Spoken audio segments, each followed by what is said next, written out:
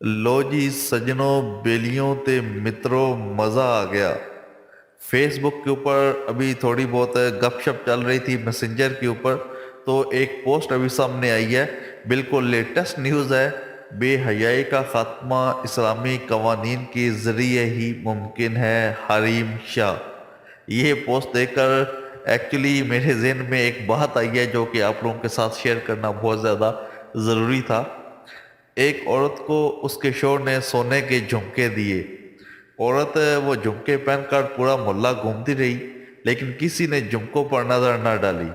تو عورت کو بہت زیادہ غصہ ہوا، اس کا دل بھی جناب اندر سے ٹوٹ گیا، اور سوچنے لگی کہ اب کیا کروں کہ محلے کی عورتیں جھمکے دیکھ کر حسد کا جو شکار ہے وہ ہو جائیں۔ اچانک اس کے ذہن میں ایک منصوبہ آیا۔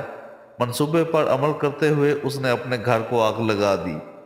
محلے والوں نے بہت مشکل سے آگ پر قابو پایا کہ اب کوئی بھی محلے والی عورت افسوس کرتے ہوئے پوچھتی کہ بہن کیا کچھ جل گیا ہے، تو جواباً عورت اپنے کانوں میں پہنے سونے کے جھمکوں کو پوچھنے والی عورت کے سامنے کرتی اور بڑے اطمینان سے کہتی، ہائے میرا تو سب کچھ جل گیا، بس یہ جھمکے جو ہیں یہ باقی بچے ہیں۔